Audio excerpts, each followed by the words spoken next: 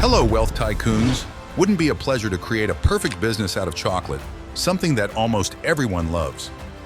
Here we are talking about Milton Hershey, who returned to his birthplace in 1881, having failed twice to establish a profitable candy store.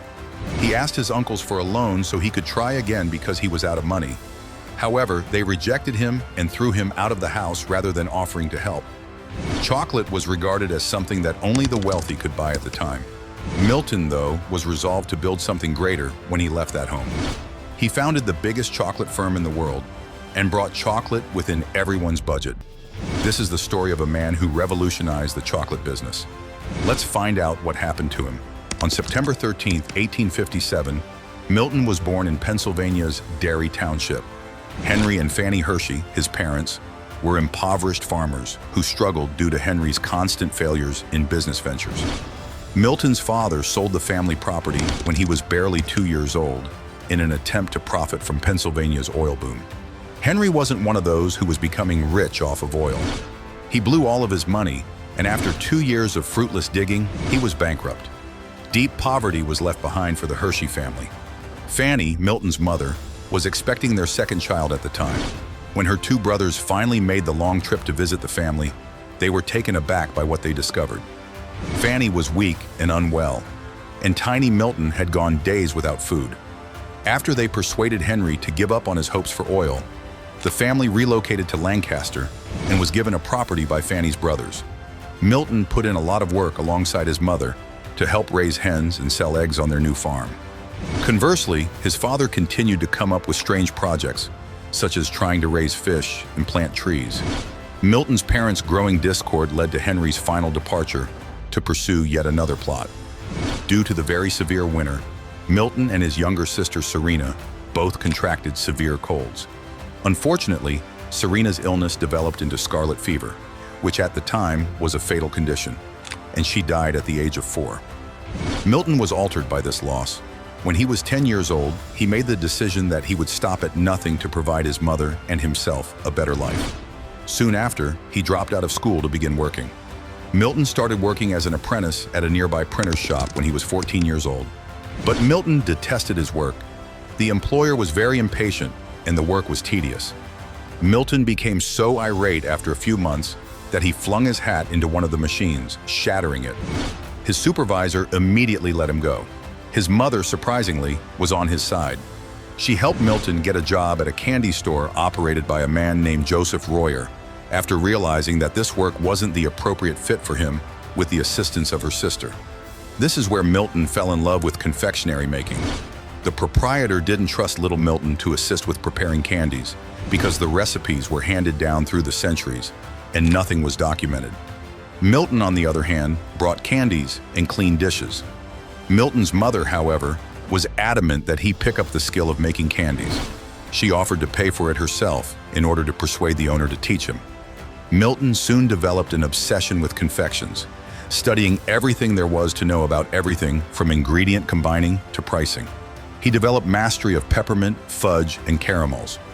Milton ignored his father's jokes about being employed at a candy store, calling it women's work. Despite this, he worked for 4 years, taking in as much information as he could about the confectionery industry. Milton decided it was time to create his own candy store when he felt ready. He didn't have enough money, though. Happily, his uncles and aunts supported him and gave him a $100 loan, which was sufficient to get him going. Milton resided only 70 miles away from Philadelphia, the site of America's inaugural World's Fair in 1876. He saw this as the ideal chance and built his first sweets business close to the fairgrounds. Despite the fierce competition, Milton's store stood out thanks to a brilliant idea. He erected an air vent to draw consumers in by letting the delicious scents of his candies waft into the street.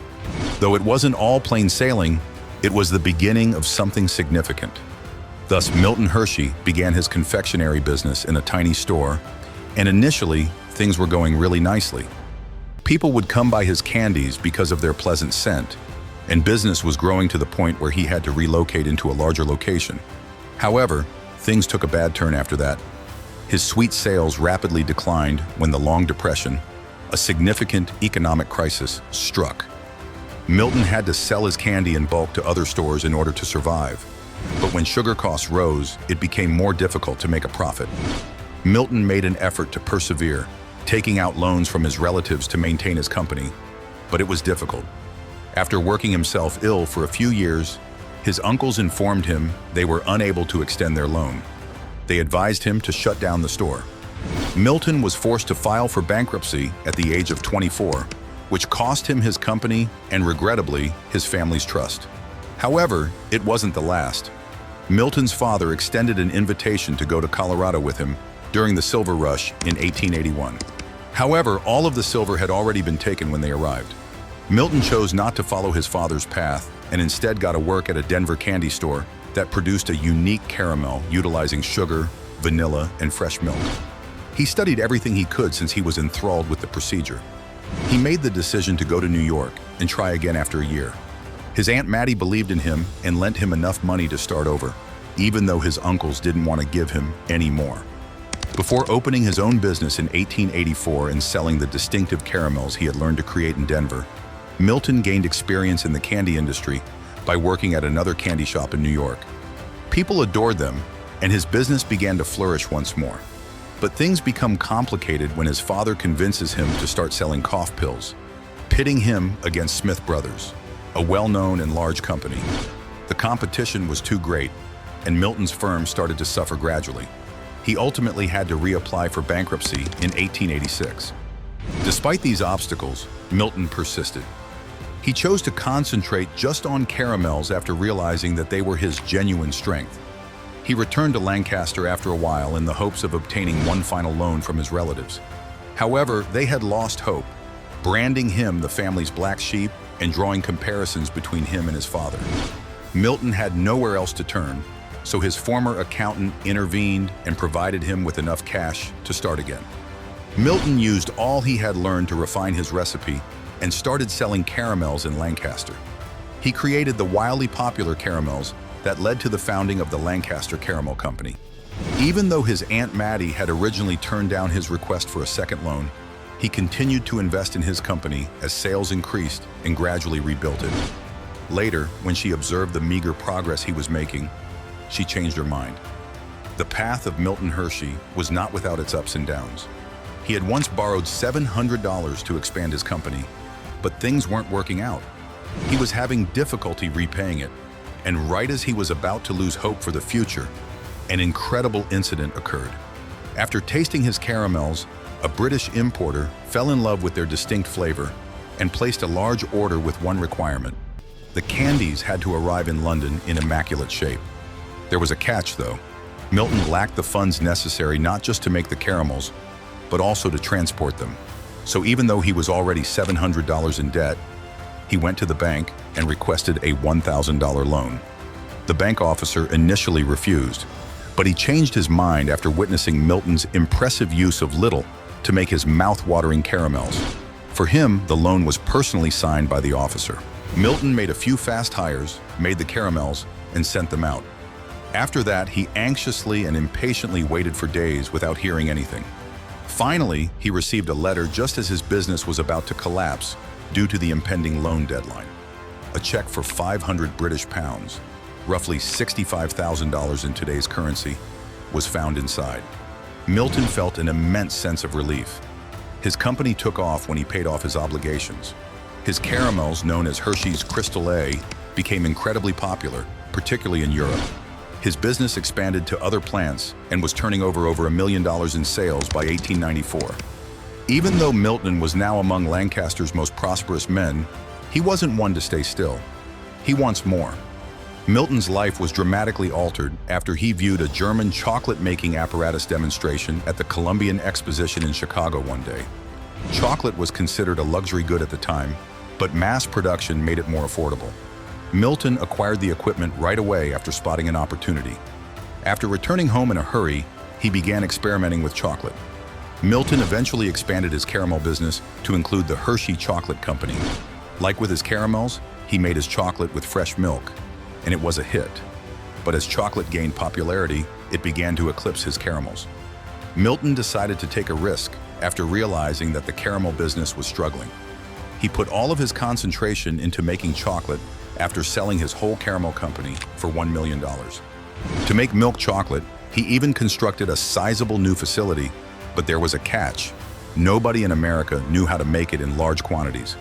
The procedure was unique to the Swiss. Milton dispatched his staff to Europe in an attempt to discover the secrets, but the majority returned empty-handed. Milton persisted in the face of all of this, even relocating his whole business to Dairy Church, a new town where he established a community for his employees. When it appeared like he would never figure it out, Johnny Schmalbach, an old co-worker, returned and successfully cracked the code. Johnny discovered a method for creating mass-produced, month-long fresh milk chocolate from condensed milk. This changed everything. Since Milton could now produce chocolate at a lower cost, his Hershey bars quickly became widely available for just 5 cents each. Hershey Chocolate became a multi-million-dollar firm by 1906, and in the years that followed, Milton unveiled 2 renowned products: Hershey's chocolate bars with almonds and Hershey's Kisses. Milton became a multi-millionaire thanks to these items and the first Hershey bar, which helped his business grow into a massive enterprise. Milton Hershey's story is a timeless rags-to-riches narrative that also includes some delectable chocolate. Milton's factory is the beginning of it all. It expanded enormously rather than merely growing. His chocolate factory became the largest in the world before you knew it. We're talking expansion on a par with Willy Wonka, really. Additionally, the Pennsylvanian town of Hershey expanded along with the business. This was no mere small-town industrial town, though, where employees would go to a little residence after work. Not in a manner. Milton transformed Hershey into a thriving neighborhood with contemporary residences, schools, zoos, hospitals, and theaters, as well as entertaining venues like zoos, amusement parks, and outdoor theaters. It resembled a utopian community centered around chocolate. This is where things become really fascinating, though. It was difficult for Milton and his wife Kitty to not be able to have children of their own. Rather than dwell in sorrow, they accomplished an amazing thing in 1909 by choosing to establish a school for destitute boys who had nothing in life. The Hershey Industrial School was more than just an ordinary school. Its mission was to provide these lads with a promising future. Imagine a town where young males are raised, educated, and even created out of chocolate. This school grew into something much greater than Milton could have ever envisioned. Thanks to Milton's choice to give the school a large portion of the assets and shares from his company, the Milton Hershey School is currently one of the wealthiest private institutions in the United States. Yes, the school currently owns 40% of Hershey's shares. Milton therefore left behind a lasting legacy for education, in addition to creating chocolate for the entire world. Bring up the topic of giving back. Even if Milton's school and chocolate factory were doing well, not everything in life was sunshine and roses. It broke his heart to see his wife Kitty's health deteriorate. Imagine being able to access the best physicians, the most money in the world, and all the resources available to you, yet still not being able to save the person you love. Sadly, Kitty's pneumonia-related death occurred in 1915. Milton was devastated by the loss, particularly since he had recently lost both his father and Aunt Mattie just before his chocolate company really took off. Milton found it difficult to stay at home after experiencing such great loss, so he pushed himself into his profession. But even the most diligent workers require time off. Milton made the decision to travel to Cuba for a much-needed vacation. And my goodness, how much did he adore the location. He was spellbound by the people, the culture, and the pleasant weather. But Cuba's profusion of sugar was what truly drew his eye. Recall that the man's company was based on chocolate, and sugar is necessary for chocolate. What then did Milton do? He built, which is what he does best. But he did more than just construct a sugar mill. Oh no, Milton went all out and developed a complete community in Cuba, much like he had done in Hershey, Pennsylvania. For his employees, there were contemporary residences, schools, and clinics. It resembled a tiny piece of chocolate-covered bliss in Cuba. Here's where Milton's brilliance truly shows. By controlling his own sugar supply, he was able to protect himself from the rapidly rising cost of sugar. When the First World War broke out in 1914, this decision would turn out to be very wise. All of a sudden, sugar became extremely expensive and scarce. Making his own sugar in Cuba, Milton Hershey was sitting good while other businesses found it difficult to stay up. This not only allowed him to continue producing chocolate, but he also made a contract with the U.S. Army to provide massive quantities of chocolate bars and cacao to its soldiers. That's correct. Hershey's Chocolate was supplying the troops with gasoline while the conflict waged. It also helped him build his brand internationally and became well known for Hershey. His company's annual sales surged to an astounding $20 million by the time the war ended. Furthermore, keep in mind that this was in the early 1900s. That's a huge sum of money. But life threw Milton another curveball just when it looked like he was on top of the world. His dear mother, Fanny, passed away in 1920. Milton was severely hurt by this, particularly because his mother had had such a significant impact on his life. Milton would have felt defeated if you included the intense competition from other chocolate manufacturers. But nope, Milton didn't take his eyes off the goal. Milton persisted in concentrating on a small number of essential items, even in the face of competing chocolate companies, investing heavily in eye-catching advertising. His plan was a complete success. His sales skyrocketed to an astounding $41 million by 1929. By this time, Hershey was a fully fledged empire rather than merely a chocolate manufacturer. Milton managed the business even into his senior years. In actuality, he remained CEO until 1944, at the age of 87. Is that even possible to imagine? Milton retired to a beach long before most people would have done so. He worked all the way through. Sadly, Milton died unexpectedly from pneumonia at the age of 88, barely a year after retirement. Though an age came to an end, Milton's influence persisted in his business, his community, and the school he founded. The Hershey Company, one of the largest producers of chocolate worldwide, is still operating today. It's safe to say that Milton's vision of using chocolate to spread happiness is still very much alive and well, given its current market worth of nearly $44 billion.